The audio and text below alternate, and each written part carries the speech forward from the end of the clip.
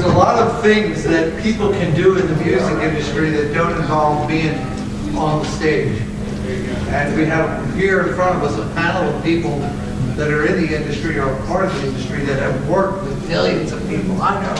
I work for Live Nation in the summer and I'm out at Hershey Stadium doing concerts. And for every 5 or 6 musicians on that stage, there's 70 to 80 behind them that are supporting. So if you've got 5 or 6 musicians on the stage in the headliner, there's 500 people from catering to production to wardrobe to you name it, and they're back there.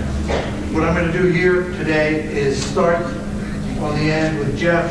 I'll let everybody introduce themselves, give them a couple minutes to tell you what they do, where they came from. We'll go through that. Then we're going to start talking some specifics about what are some of the things you guys can do to expand your horizons. So we'll start out with Jeff. Introduce yourself. How's everybody doing? My name is Jeff Falkowski. I started out as a little kid. I wanted to play Crazy Train on guitar real bad. And my guitar teacher at the age of 6 did not want to teach it to me. He wanted to teach me 10 Millennium, so I promptly smashed my guitar. And 2 years later, I started playing in orchestras, playing in upright basses, doing that kind of thing. From there, it slowly progressed to electric bass and jazz band, and slowly but surely I worked my way back to electric guitar and Crazy Train at about the age of 16 or 17 years old. And from there, I moved out to Los Angeles, played a ton of shows towards a lot of the West Coast, had a record deal for a short period of time with B2. I eventually moved back to New York, where about 6 months after I moved back, I met David Lee Roth, and I basically started giving him guitar lessons every single day. Should have given him singing lessons. He sings great, really. So from there, we just started this 2 years of guitar lessons, and then from there, we started going to the studio and recording and releasing a couple of tracks. The last thing we did, we were in Tokyo for a couple of months about a year ago, doing all sorts of interesting things. It's never been like the Van Halen thing. It's always been Brazilian jazz, Rosemary Clooney, big band, you know, taking ragtime piano, breaking it down into a guitar part, and you know, he's my thing. You know, that's pretty much how it goes. And other than that, and playing a lot, and from traveling so much with musical equipment, I'm always in short need of, like, I need a classical guitar in Los Angeles now, and amazingly, I never could find one. In Los Angeles, I know there's 1,000 miles where I'm sitting, but I couldn't find one. And I know if they were in New York, I would be able to get somebody a classical guitar. But there's never been a way for those people to meet. So I recently started a business called Gear Plan, which facilitates people who have gear and gives them the ability to put that on the site and rent it to people who need it for a short period of time. So if you're not using what you have every day, you can list it and make money on it. They're valuable instruments, and the value is being able to use it based on this. So you know, we recently launched that, and that's what we're doing. We're starting to use the site, rent things, and it's going great. Really, we want it to be something for the musical community, for musicians, to be able to help each other, as opposed to just the kind of, I need it, I can go buy it for several thousands of dollars, and then if I want to ever with the money, I just got some. You know, so this enables you to hold on to it while still, you know, making. So that's where I'm at.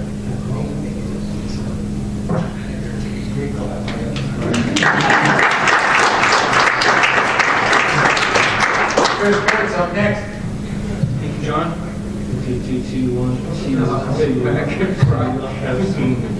going on Is there a switch on the mic? I think there's just props. Is there a switch on? I'll start it. It did work, bro. Yeah, great. I'm Kurtz. I am from Feld Entertainment via Media Twist Group via Five Finger Death Punch. I am Five Finger Death Punch's lead marketing, media, and director of marketing. And basically, I went to Pottsville High School there, and school hoop and went to State College, Penn State. And I was doing some cool tech stuff. I was in a band called Pop-Tart Monkeys, and would travel all over the creation back when this guy was doing his thing, right? We would run into each other in green rooms and try and figure out what our life was going to be and our career. And I got lucky and sold a technology that was like Twitter, and that got picked up by Kenneth Feld, F-E-L-D, Feld Entertainment, Supercross, Disney on Ice, Monster Jam, Barnum and Bailey Circus, the top grossing shows in the world. And I became a digital guru that he used to basically go into these sold out shows and arenas and figure out a way to continue to drive revenue. Or figure out a way that we help commercial, whatever it was, I was filling a void for them. I was Googling shit basically most of the day. And that turned into, I was in Stockholm, Sweden, producing Monster Jam, and Five Finger Death Punch was right across the street. I was at Friends Arena. I ran into Kealey, the long-bearded bass player dude, and we both knew each other from prior bands. That he was in a band in Vegas, and I was like, why are you here? And I was like, I'm getting a cheeseburger at TGI Fridays in Stockholm. So that's how that happened. And then I said, do you want to drive a monster truck? You know, your Zoltan Bathroom. And he said, oh, hell yeah. So we created this thing called the bucket list for Zoltan, and that turned into Stan Lee to James Harden. So all these cool players in entertainment, these cool faces that make a lot of money for impressions for brands. And I'm going to be on a show called Thought Pirates. I don't even know what that means. It's from the Den of Thieves production company that made the MTV Music Awards. And it's about power connectors that have put people together to do things. What do? I have no clue, literally. But I take stuff that makes sense. This guy did the same thing. He was pursuing that. He needed a classical guitar. He created something that filled that void. So today, let's talk about how you guys can do that. If it's guitar, cool, if it's drums, whatever it is, or if it's the web, or this, whatever your shtick is, there's a way to help these guys figure out how to take their stuff and get money for impressions with it.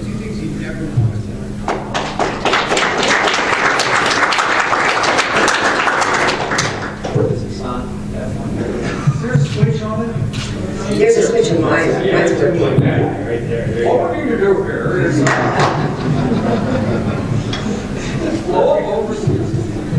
Alright, my name's Szeliga. I was in a band, multi-platinum band called Breaking Benjamin. Played with them for about 8 years, and then I ventured off into a band called Black Label Society with Zach Wilde, who's one of the rock icons of today on guitar. And then I left Black Label to play with Scott Stapp from Creed. But as I have been a working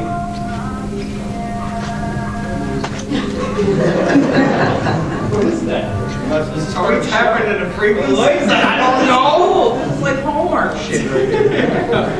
This is what we can do. We can write jingles. I loved it. I like what you're doing.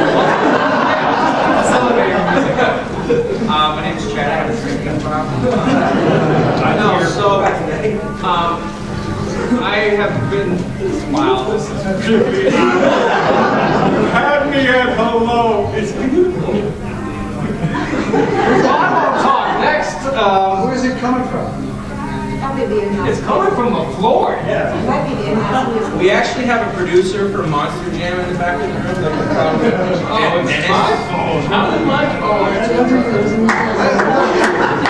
Handsome. I don't know how that just happened.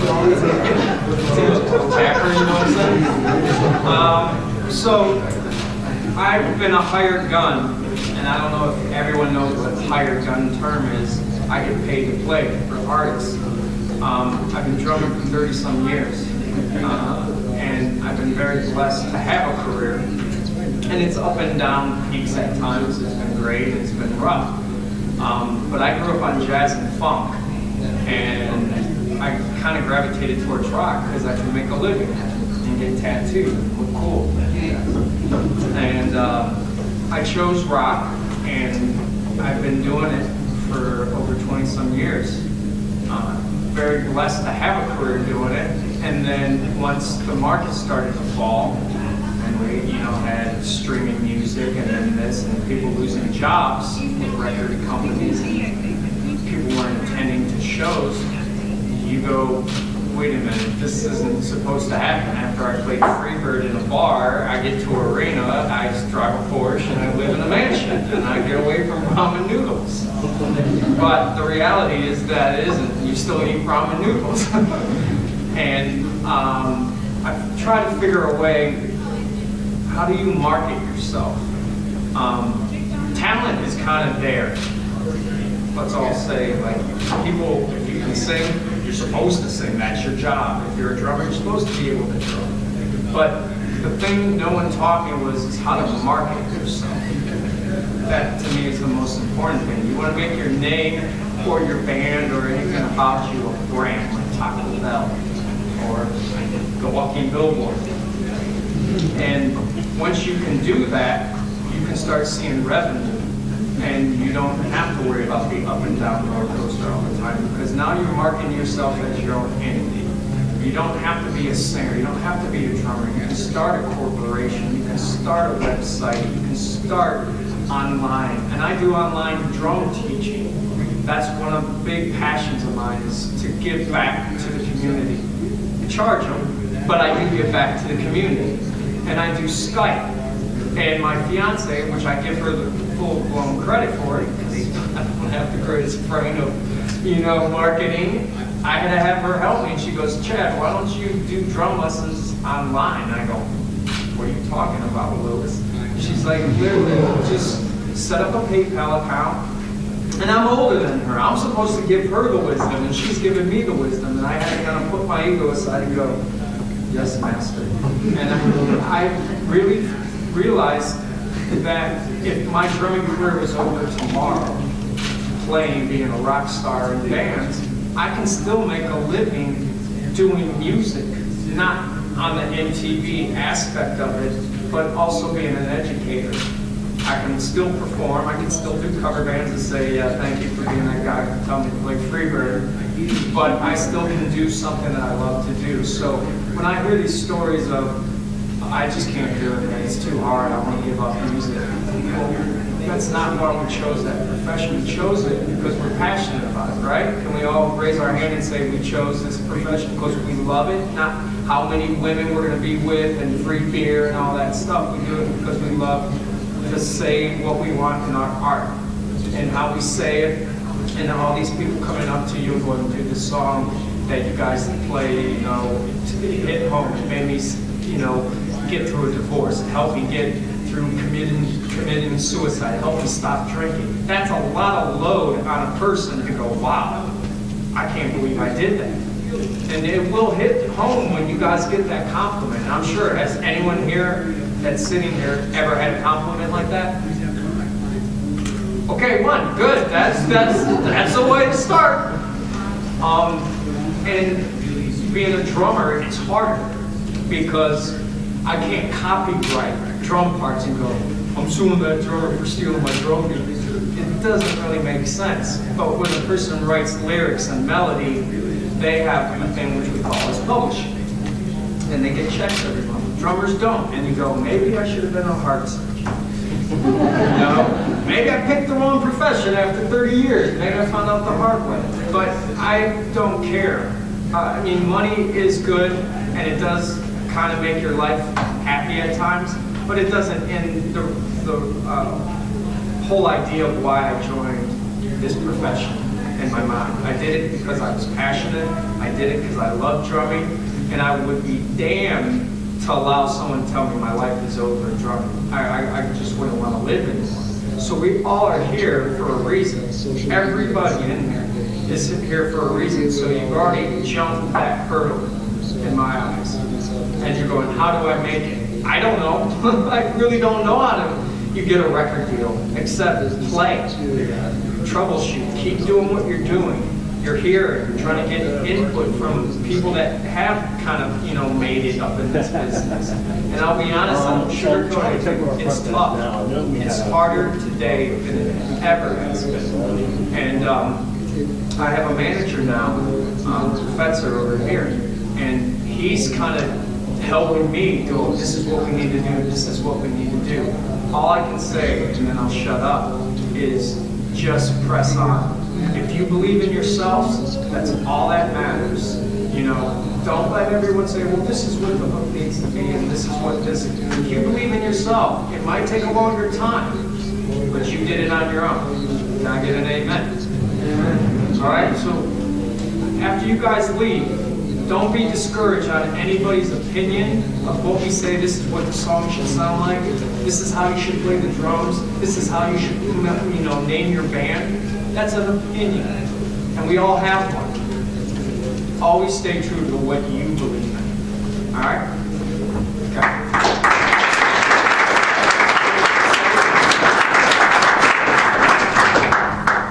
So, thanks for coming out, everybody. My name is Kealey. I am the owner of Creative Scout Music Publishing Firm. So, Chad just, you know, kind of segued nicely into copyrights and things of that nature. My company is a new company. We've got a handful of clients that I'm working with, building, but it comes off the history of 10 years working in New York in predominantly in the electronic field of dance music. So, like, I was there when the explosion just took America, and it was like across the board, the festivals cropped up, all that stuff. So, you know, I worked with the labels. I sat on that side of the table and did deals with AR as creative, and then I moved over to publishing.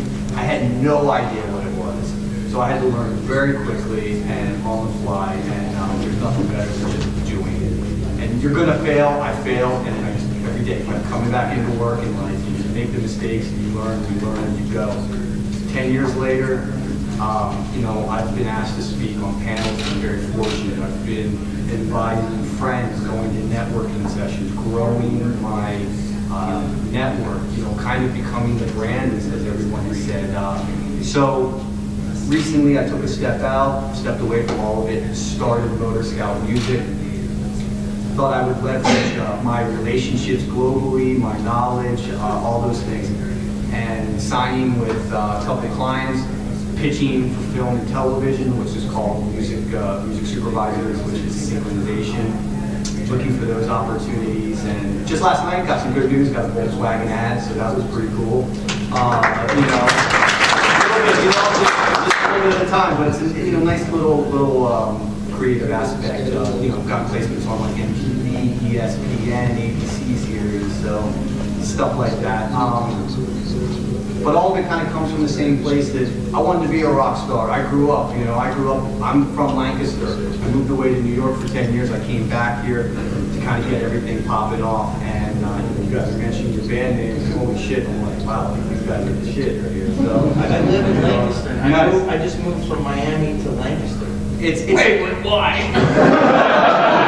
I live in Wilkes-Barre, and I'm here. out. No, I live in Wilkes-Barre. So,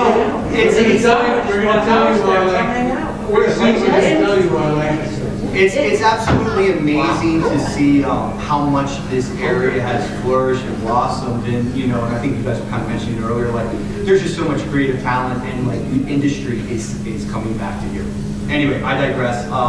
Music publishing, masters, publishing, label, all that kind of stuff. It's an option. It's out there. I know we've got a great group of people here today, so I want to hear some questions later. But yeah, there's a lot of things, a lot of angles in the industry. It's not just like being on stage and performing. It's actually being a creative entity to help build a brand and get the art out there.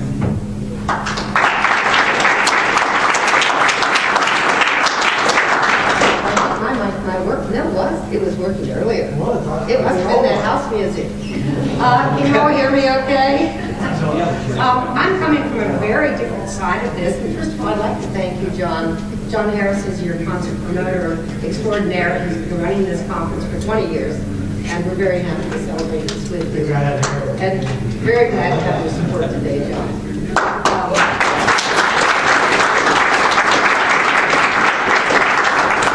But I'm coming from a very, very different angle in a sense. I've been involved in music business education. And where if you don't know this, how many of you are in basically central Pennsylvania? Here, that are here today.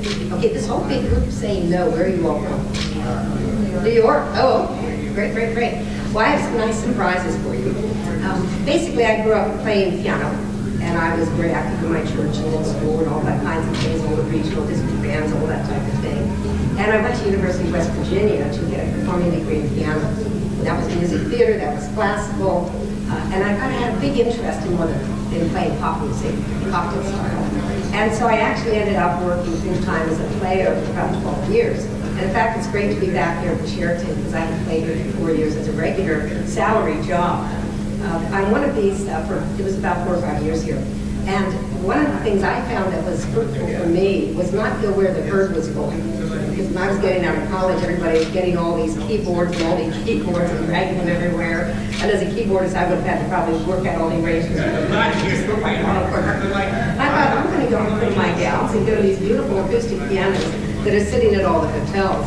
And it was amazing, but I had steady work straight 5 to 7 nights a week till I was 32, to the point that I just said, you know, I'm just really tired of giving up my evenings because I was just, I don't want to play as much as I loved. Now, I still play out commercially. I've been a church musician as well for many, many years, playing for, 10 different types of denominations. And I've been involved in some songwriting and publishing. But I thought I'm a little bit of an entrepreneur, and because I grew up in my dad being self-employed and my mother being self-employed, and I enjoyed that. So coming right out of college, I really wanted to be self-employed, so I wanted to grow myself musically. And what I discovered these programs called music business programs, and you've heard of these. Okay. When I got on the bandwagon, the programs were only in Nashville and New York and Miami at that time. But there are associate degrees in music business. There are diplomas in music business. You're nodding your head. You're familiar with something here. Yeah. Oh, you are? Oh, what school are you coming from? What school are you coming from? Oh, yeah. I've been up there. Absolutely. Welcome program. There's some of your people there. Absolutely. Well, we have bachelor's degrees, of course, in the music industry and master's programs. There's not specific doctorates yet, but usually that comes in from a different direction from music schools or law. And those will be developing. I'm sure you're going to see those probably in 5 to 7 years. But it started with Harrisburg Community College, and I've been a coordinator for, 20 years now. And we've gotten very involved with internships and volunteerships. I've probably had over 700 of those in that time period, very connected, of course, with the community. And so where we're coming from with career services basically is all the different career fields that you might be interested in. And then as we, obviously grew, we got more involved with all the technologies, so all the audio and sound recording. After I finished my master's then in music business studies, which would have been required for me to be in State Community College, York College offered me a position to start a minor there in music business studies. And I always had a vision of that. York College now has that, and Dr. Young, if you could stand up, Sean, Dr. Young heads that program. And we still work together, because I'm not just for him.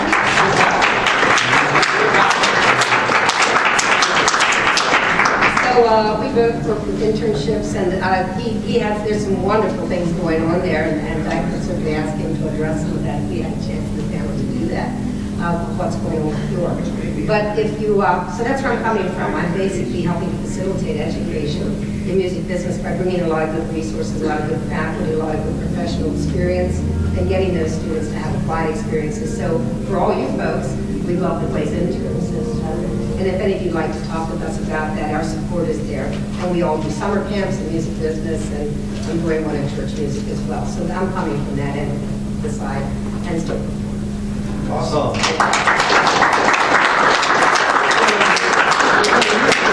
One of the things Chad started to allude to, and Michael for that matter, coming back to this area, is about the job opportunities that exist in the industry around here.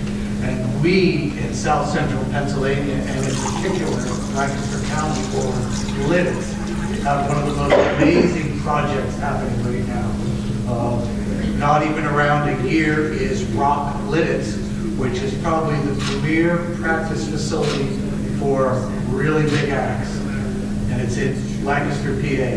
They just opened up a probably, I don't know, what is it, 60,000 square foot facility, and they're just starting to build Pod 2, which is going to employ over 200 employees, not counting the people who construct it. And this is all entertainment industry. You're talking about Claire Global, probably the biggest sound company in the country, in the world, Kate Towers, the people that design all of that stuff. When you go see a rock concert, you know the band's great. When you look up at it and you say, whoa, what is this? That's something that comes out of Kate Towers and Linux. There's also Atomic Design. And there's now in this new product, there's catering companies, there's video companies, there's film companies. It's just amazing, and it's all here at South Central PA. And I'm telling you, if you just Google music industry jobs or music industry careers, you're going to find a lot of things. Things like LiveNation.com, where they go by town or city, what jobs are available. They're all there. I want Chris because he has a little bit more knowledge than me, although I do hire the runners for Ross with it. But Chris is going to tell you just a little bit about that thing going on here. And I'm telling you, a lot of you kids in the music business want to check out this information online when we get out of here. Chris, it's exciting. If you guys are looking to get your feet wet in the industry and do it for the rest of your life, there happens to be the brand that John spoke of just percolating in Lidditz, Pennsylvania. When I call my friends in the industry, or when Zoltan texts me and says, where the F is Lidditz at? Where do I get a plane ticket to come see Captain Kurtz and hang out? And I can tell him it's probably not going to work unless you come in Lancaster Airport. It's a more expensive ticket, yada, yada, yada. But Lady Gaga can afford it, so maybe you should be here. He really doesn't grasp it, but when you take him there, and Dennis, for example, too, I have a producer with me from Feld Entertainment that's just gotten back from the whole world producing sold-out stadiums and is touring Lidditz for a house to live there right after I just moved there because of this. In the next 6 to 8 years at Rock Lidditz, it's Rock Lidditz now. So when you drive into Lidditz, you see a pole building basically that looks like a starship out of the horizon. And it's really out of place. And I won't get into the whole history of Roy Claire and his family and what they've done in music from the Four Seasons and Frankie Valli. Fast forward through all of that, when I came here, I wanted to land in between Clipper Magazine Stadium and Claire Global. And that's where I live. I live 12 minutes in between, one in the stadium, one at Claire Global. I'm working with Sean Claire, the owner's son, the guy who started Signal Share, which is his little baby at Claire Global. And it's basically a new technology that's going to, we've all been to sold-out shows, right? We've been to a couple sold-out shows, you've been a kid. And when we try to take a picture of this guy or a video of him sweating, and it's going to your friend in the 60,000 arena or 12,000 arena, and you try and send a text, it doesn't go through, right? Even when you're on a CD or on the cell stuff. So that's been a problem, and a stone for these guys like Sean Claire. And I landed there because with our work at Feld Entertainment, we've come up with a new exciting technology to basically bring the internet to the show. Companies like Tate Towers, when you go to an NBA game and you look up and see this, it usually has movables in it, like the Martin and telebeams and stuff. That's changing. When you look at that now, they're Wi-Fi routers. There are a couple of telebeams in there, but if you see, there's antennas on it. And these new technologies are happening in Lidditz and Lancaster. You want to talk about a tech campus that's coming here? My company, the Media Group, will be one of the companies that has a facade at the tech campus. Every single music company in the music industry, from Stockholm, from Australia to San Diego, will have a presence in Lidditz, Pennsylvania, in a mall-style shopping type of hotel, entertainment, whatever you want. When Jay-Z and Beyonce come there to build their stage and get their speakers and their few curtains and their pyro, they're also going to be able to check out their Shure Wireless, their in-ears, their Behringer compressors, all the shit that they need. In my company, the one thing that Roy Claire and Sean Claire have never had is a sales and marketing end to their magical beast that's Claire Brothers, right? He said, that's Claire Brothers, right? Yeah, that's Claire. Yeah, I think they call it Claire Global now. Claire Global now, right? Yeah, so what they're doing there in the next 6 years, I'll have a storefront there. What does that mean? I have no idea, but they've never, we're working with Taylor Swift right now because this exciting tech is going to allow her sponsors like Ford Motor Company and to get the actual impressions in front of their fans on disc. That's never been able to be done before. All that aside, we spent all day on that ad nauseam, but this stuff is happening in Lidditz. Like, holy shit, in Lidditz, Pennsylvania. Like Usher walking down the street. Like, he'll be hanging out there soon. He's in Wilkes-Barre, but I promise you that like, maybe this weekend with Fetzer, we go down to the Bull and really look at what's happening there. It's crazy. You know, when you're at a red light and there's Lady Gaga's mom, and Usher's over here shopping for speakers, and you're in music, it's like, holy shit, it's like Zoltan. Yeah, I'm in Lidditz, Pennsylvania. I know you're in Las Vegas, but, and I encourage all of you guys to check out Lidditz. Blake Shelton was just there last week practicing his guitar. Completely. I'd go there.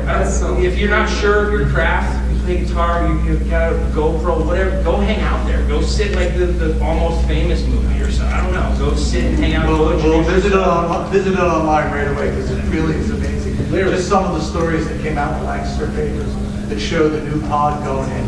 It's going to provide probably literally hundreds of jobs just in construction. It's going to provide Hundreds of thousands jobs just in construction. Then when it's done, there's probably going to be 300 to 400 permanent jobs.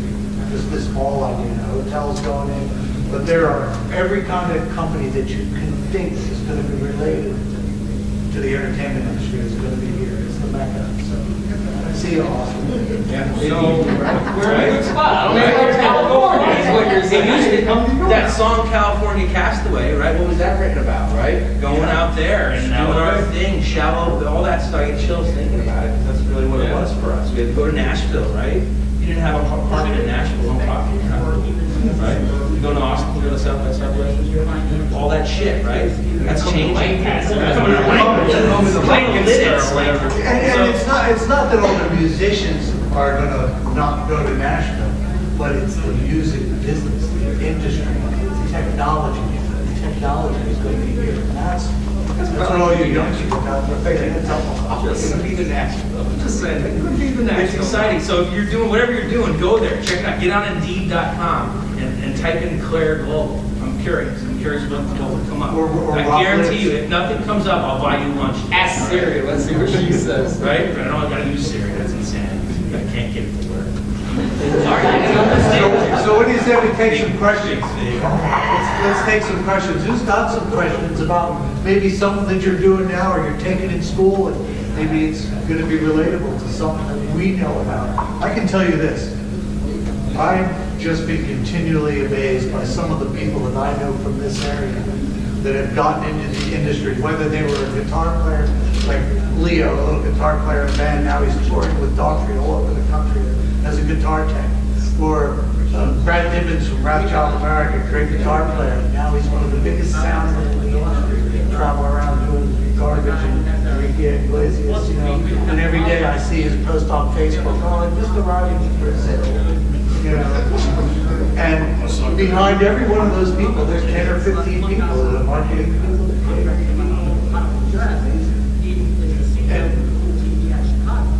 Like I said, you don't have to be a musician to be in the music industry the rest of your life. No, and on that point, John, on Five Finger Death Punch's last tour, we had 4 tour buses, right? I've never gotten on a tour that has 4. I've never been on a tour that has 1 tour bus. So this tour for the first time, Zoltan's like, this is 4 tour buses for you, right? And you realize the 4th tour bus is a catering tour bus with chefs on it. And you're like, okay, so you have to hang out with these guys in the hotel lobby or whatever, and you realize that these kids can cook. Holy Jack shit. Brown has his own company that he brought into.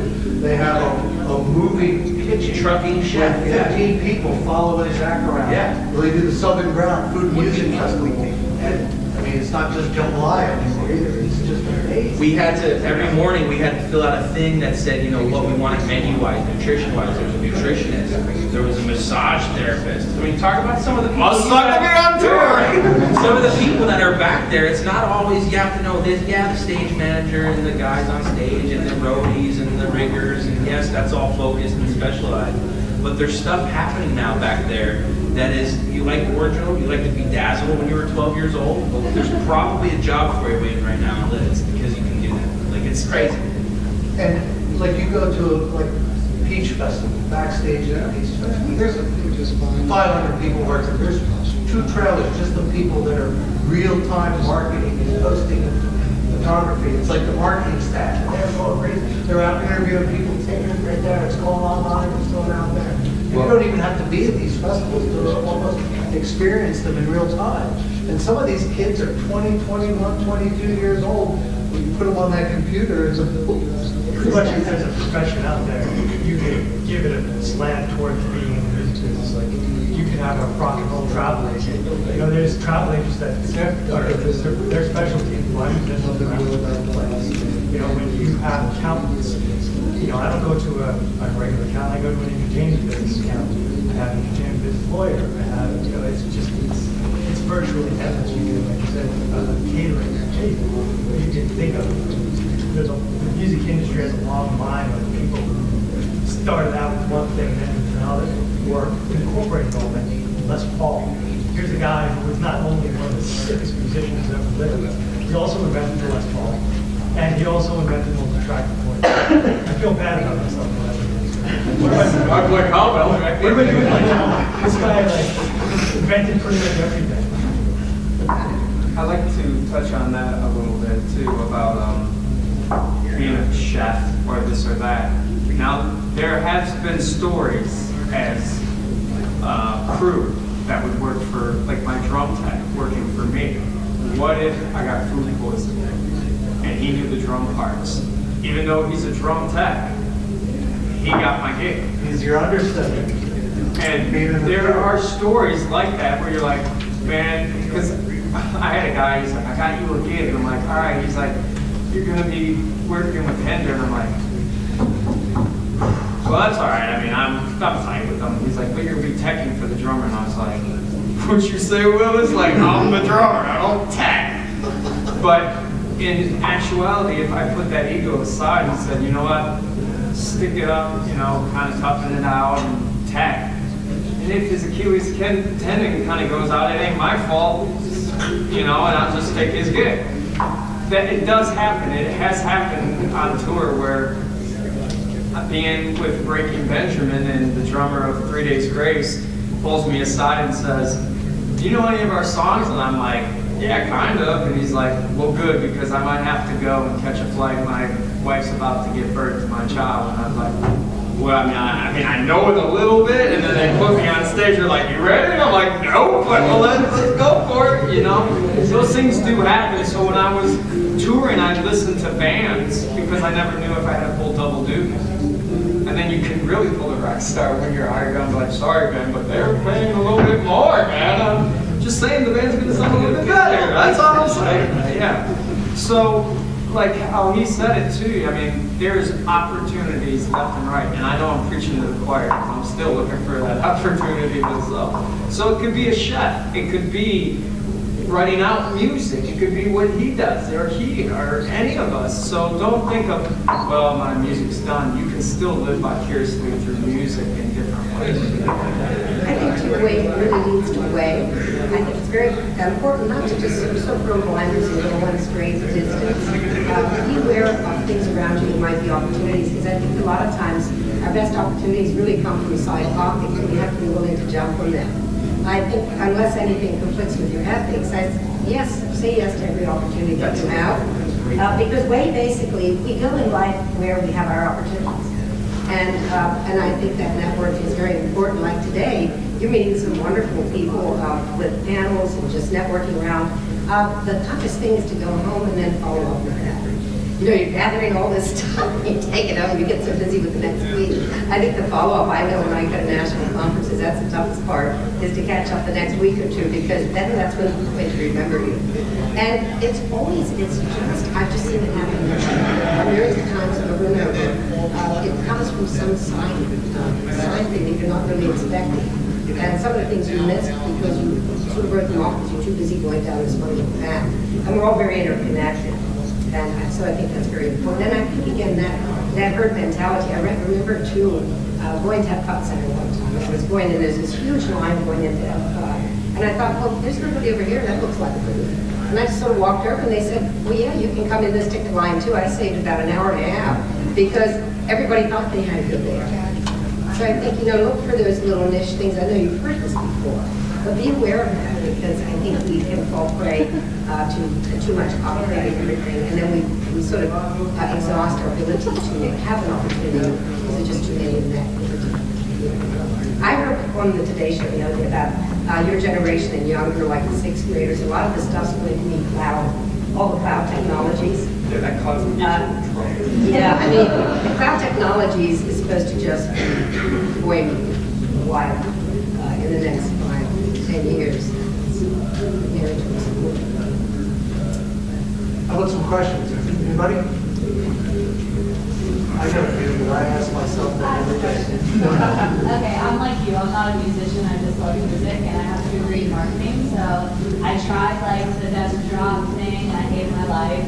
So that's why I'm here. But I find like when I'm looking for jobs, like a lot of times like, I can't get internships because I'm not a student anymore. But a lot of them, you know, they won't hire someone that doesn't have experience. So I guess you guys are a lot of people musicians, and maybe you weren't how to get your start, I guess. Do something for them for free, right? So like do whatever you're good at, whatever it is. Contact them and do it the best you can for free, and just walk away. And there's also a litany of companies that are just starting. So get in touch with them, they're glad for that. So find something you love, and like you say, find your niche, whatever. There's something in particular that really drives you, that you really love. Go after that, because you're going to do that all day and all night. You're loving it. You're getting glad. Where are you from? Like South Pittsburgh, Washington area. I would go on livenation.com, look at Pittsburgh, and I bet you there's marketing opportunities right there. But it's not just there. Marketing opportunities that exist in a lot of the institutions that it's almost like entertainment marketing now. Because whether it's a soda or anything, they all want to have a brand. And they need someone in marketing to help establish their brand, especially these new companies. And if you've got half a brain, doing the research online is the first place to go. I mean, you can Google anything, and more than a handful of opportunities are going to come up. But the first thing I do is just try Live Nation, because that's the top of the pile. Even though, you're dealing with the devil sometimes, I do it. I think also the whole thing of giving a person a shot, even if they're a nobody, they're somebody to me. Because whether their resume speaks in volumes and goes, oh, well, you played for this person, you played for that person, you're some local guy, I'd rather have a guy's name to be in my band, isn't always the greatest thing either. Because I'd rather go with someone that has the hunger, the drive, the ambition, that I could take a chance.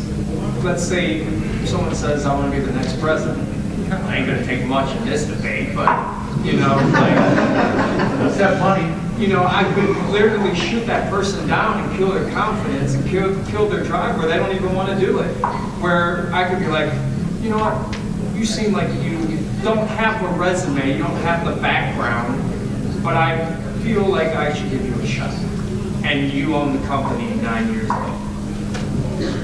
So sometimes just being there, and I hate to say it, at the right place at the right time, where that guy's feeling froggy, where he's like, you know what, I'm having a great day, Merry Christmas, you got the job, or man, I have to pay all this in taxes, get out of my office.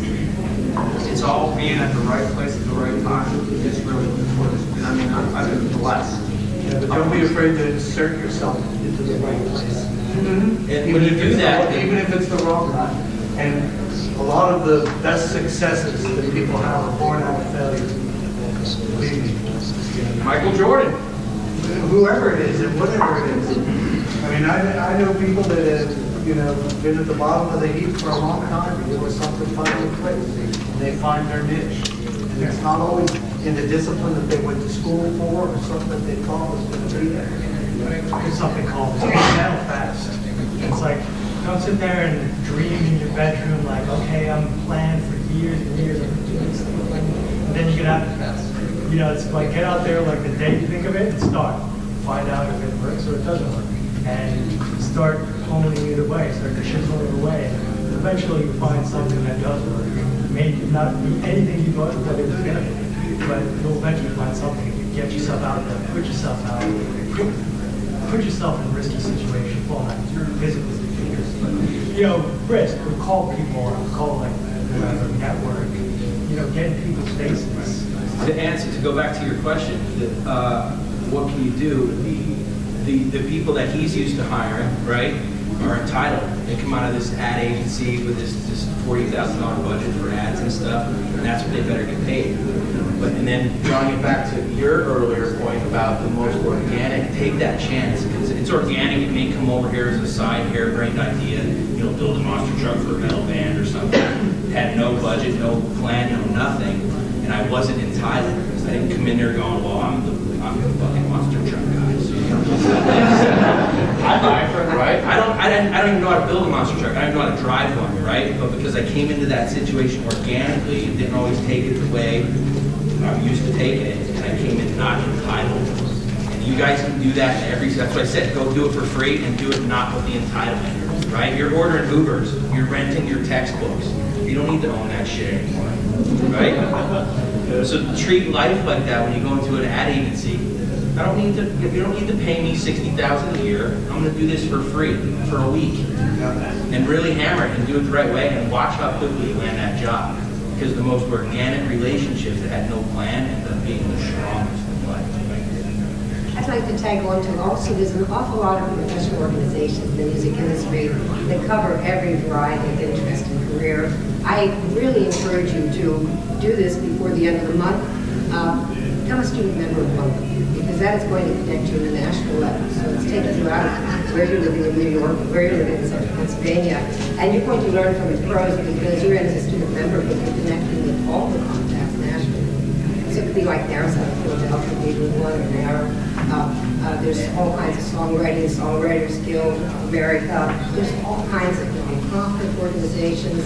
These can make those connections for you. And then you can really quite quickly go to the top and get to the people you need to get to.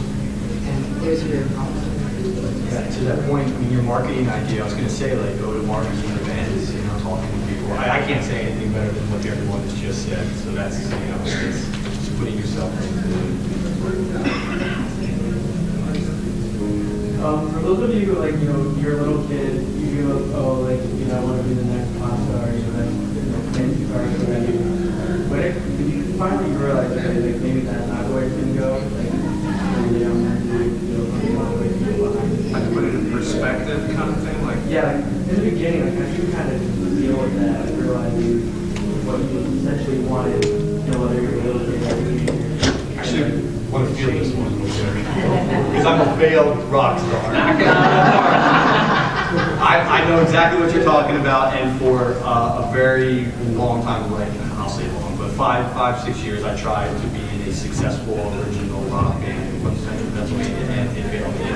I had to replace members, the band just, when it came out strong, we did our thing, had some management, getting on the radio, and then it destroyed me. And how did I deal with that? Like, for a while, I was floundering, doing content, but I was always involved in music. And so, kind of like segue to your marketing idea, I hired a woman who basically drafted a resume for me, and I said, I have no music industry experience, but I have all this other experience, so what can you do? So she took all this language, kind of like put it through her little scrambler filter, gave me this resume, and I shotgunned it out, and I got an internship at this little label in New York.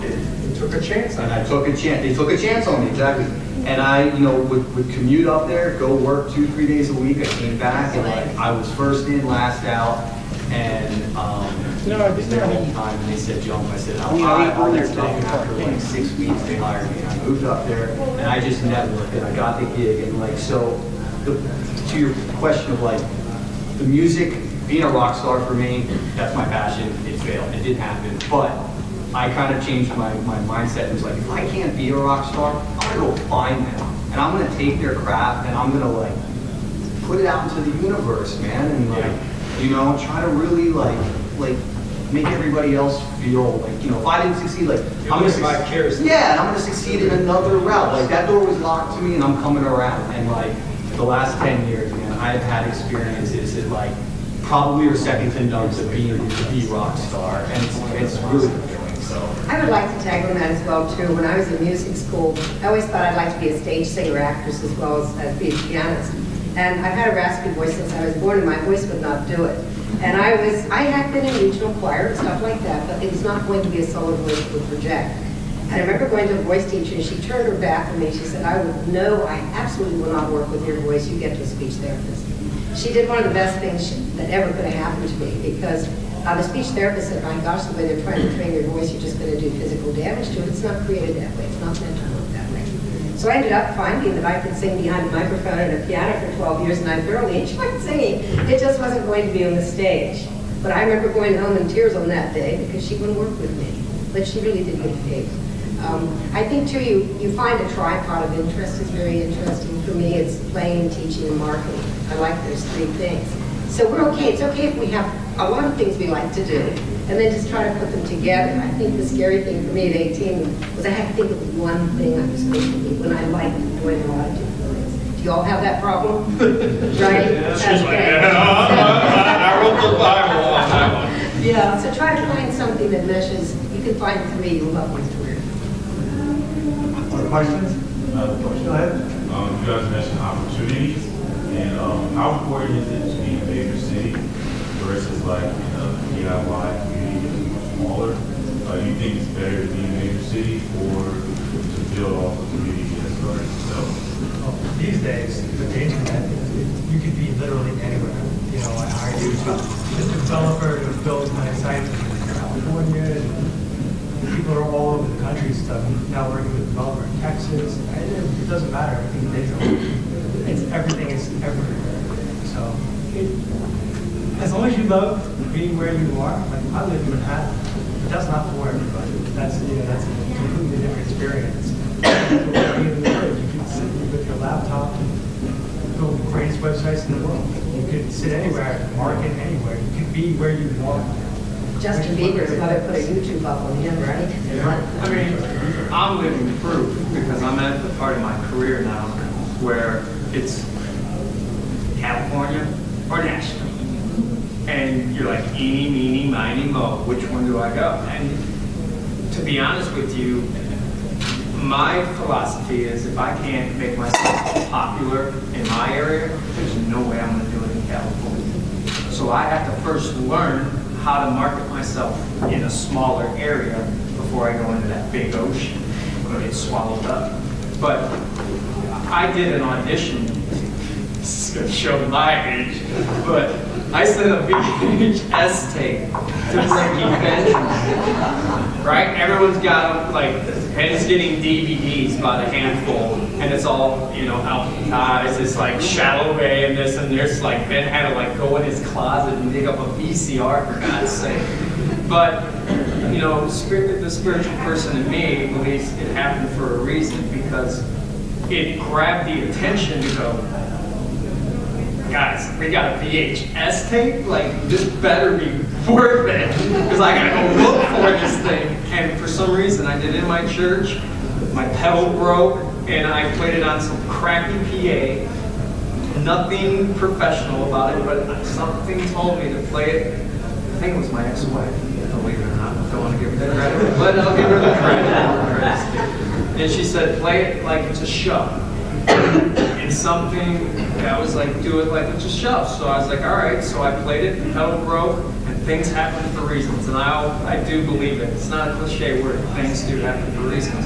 And he had to literally find a VHS player to play that tape, but it made it stand out over, like you say, don't go with the pack. I definitely didn't go with the technology there, but that's what got me the gig. And so nowadays, I didn't have YouTube, but I was the first person that I can't take credit for, but Shallow Bay, which was our website for Breaking Benjamin, said, these people came and said, Chad, why don't you do like an instructional, like you playing one of your songs and break it down. I'm like, YouTube, what is YouTube?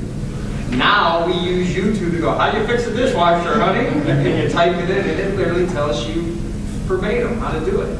Nowadays, since I've been going from Nashville to California, kind of pondering back and forth, teeter-tottering, I met this agent and he's a booking agent. And at that time when I met him, he said, Chad, you need to live in LA. If you want a gig, you gotta live in LA. You know what he told me now? Do videos on YouTube. That's how we find talent. That's how the guy from The Journey got the gig. That's how everyone's getting gigs. I mean, how many people go on YouTube? Don't lie, it's like crack, right?